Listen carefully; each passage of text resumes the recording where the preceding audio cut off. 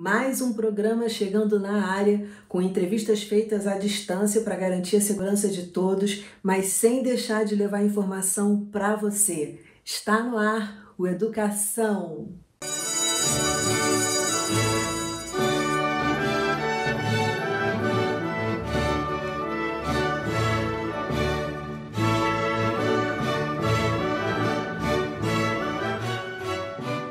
O meu entrevistado de hoje é o Superintendente de Leitura e Conhecimento da Secretaria de Estado de Cultura do Rio de Janeiro, Pedro Gerolimic. Muito bem-vindo, Pedro.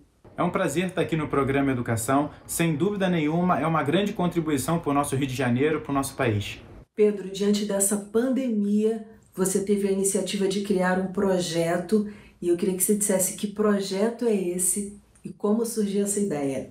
Dani, o projeto nasceu de uma forma muito simples, uma mensagem no WhatsApp. Uma colaboradora nossa, carinhosamente chamada por todos de Tia Rô, lá da Biblioteca Parque da Rocinha, enviou uma mensagem num grupo, depois de uma semana ali de quarentena, mais ou menos, falando que estava se sentindo muito triste, muito sozinha. Ela já tinha passado por um tratamento de câncer e estava com muito medo de ficar sozinha em casa naquele período. Foi daí que eu liguei para ela e aí a gente teve uma conversa assim agradável, durou cerca de 30 minutos mais ou menos. Só que esses 30 minutos duraram muito mais tempo na minha cabeça. Eu fiquei dias ali pensando nos meus pais, nos meus tios, em uma série de idosos que estão em casa, que podem estar sofrendo com depressão, que às vezes não tem nem com quem falar.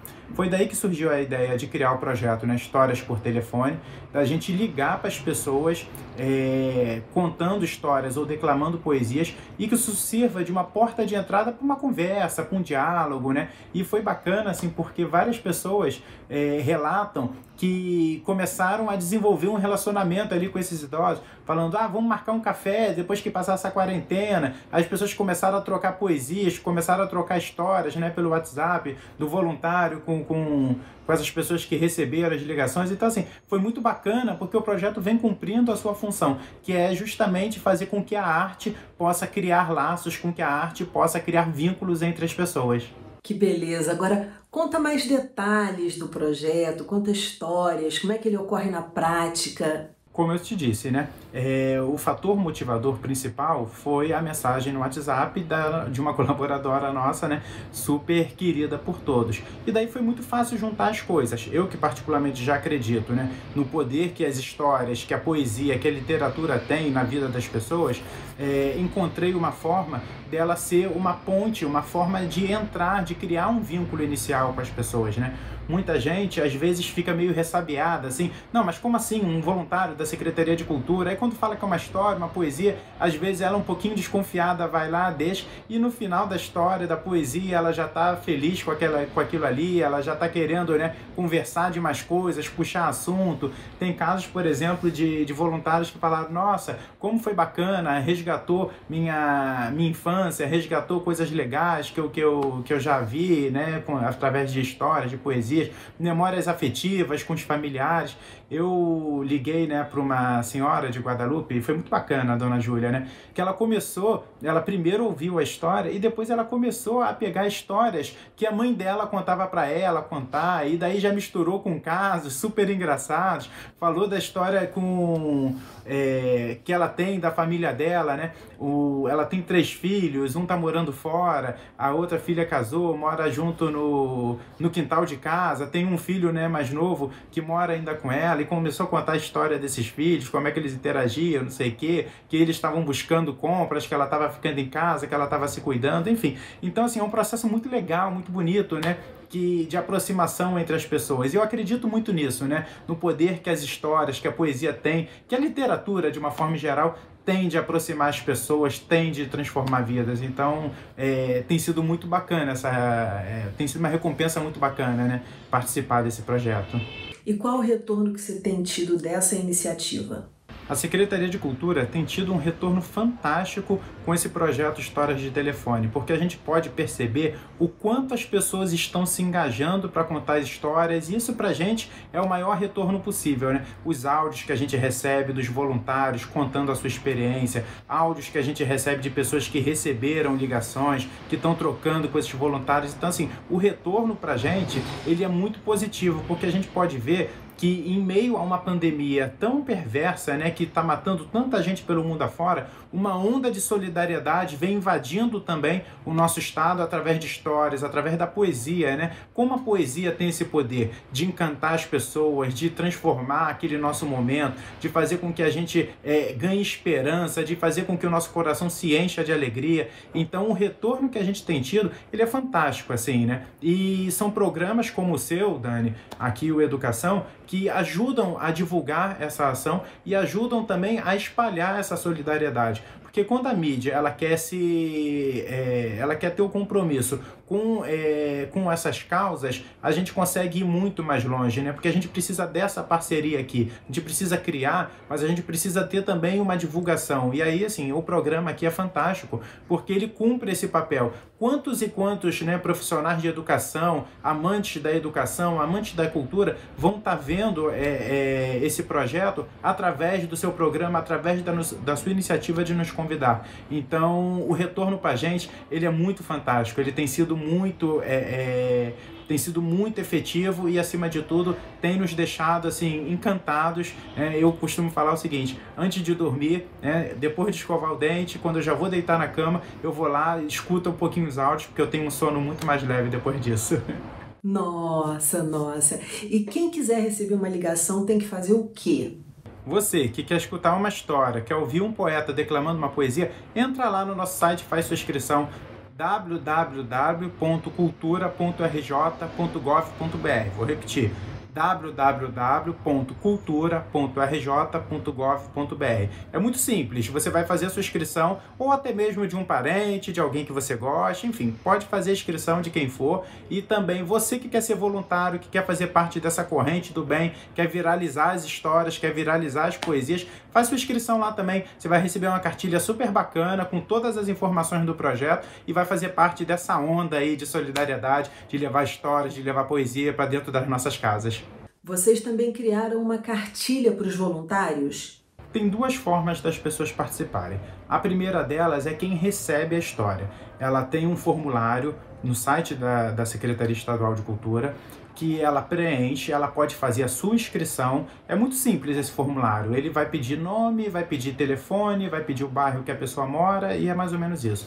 E aí ela vai poder se inscrever, ou então algum familiar, parente, amigo, né? Enfim, uma pessoa que ache que tem outra do outro lado que pode gostar de uma história, de uma poesia, faz a inscrição dela. Então a inscrição não é nem individual. Outras pessoas podem realizar inscrições e oferecer de presente, né, as histórias e poesias. E de um outro lado, as inscrições de voluntários, né? Pessoas que se candidatam para poder estar ligando e contando histórias e poesias. Nessa inscrição de voluntário, ela vai falar também, né, o seu telefone, vai deixar o seu e-mail, que ela vai receber os contatos através do e-mail, e ela vai falar também quantas ligações ela pode fazer ao dia, porque nós vamos limitar de acordo com o número de ligações que ela possa fazer. Então, se ela falar que pode fazer 3 ligações, nós vamos mandar 3 números para ela, com o nome da pessoa e o telefone, para que ela possa entrar em contato.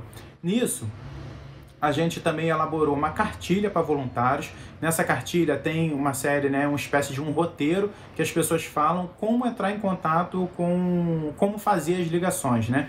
É claro que o voluntário, ele tem, né, o seu potencial criativo ali, ele pode falar, ele não precisa falar de uma maneira, né, super rígida como está na cartilha, mas é um manualzinho para que ele já possa se orientar, um manual de boas práticas, né, que vai falar para ele se apresentar primeiro, falar que é um voluntário do projeto Histórias por Telefone na Secretaria Estadual de Cultura, que se a pessoa pode ouvir aquela ligação naquele momento, ou se ela liga depois, enfim. Então é uma série, um roteirozinho muito simples, mas que ajuda as pessoas, né, a saberem como entrar em contato. Nessa cartilha também tem uma coisa muito bacana, um banco gigante de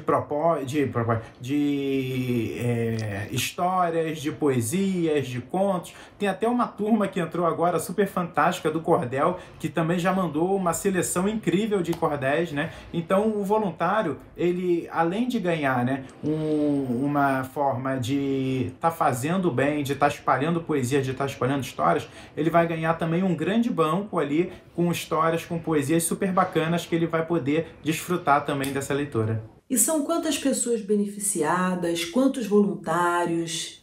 Eu costumo falar que as histórias e poesias têm o poder de viralizar mais rápido do que o corona, né? Então uma experiência bacana que a gente está tendo é que já são quase 3.000 pessoas inscritas para receber histórias e quase 900 voluntários hoje que estão doando o seu tempo, fazendo ligações, conversando com as pessoas, enfim, levando um momento de alegria no dia para aquelas pessoas.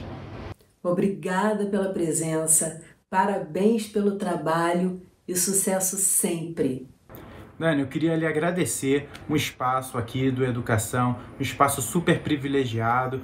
Eu, particularmente, né, tenho uma frustração. Eu sou professor, mas eu não estou em sala de aula, então eu tento contribuir com a educação de outras maneiras, né? A minha forma de contribuir é hoje espalhando livros, espalhando leitura. Eu acredito muito, né, no poder que esses livros têm, eu acredito muito no poder das histórias, das poesias, e para mim é um privilégio muito grande estar num programa como esse aqui, falando com meus pares, falando com as pessoas que eu acredito, falando com você, falando com uma série de profissionais ligados à educação que se interessam, né? Não só profissionais de educação, mas pessoas que se interessam, que acreditam no poder transformador da educação. Então, para mim, esse é um espaço muito privilegiado. Eu estou muito feliz de estar aqui. Eu tenho certeza que você contribui com um país melhor quando noticia coisas boas, quando fala coisas bacanas aqui. A gente que está sendo bombardeado aí, né, pela televisão, e acho que a imprensa cumpre o seu papel de falar da pandemia que nós estamos vivendo,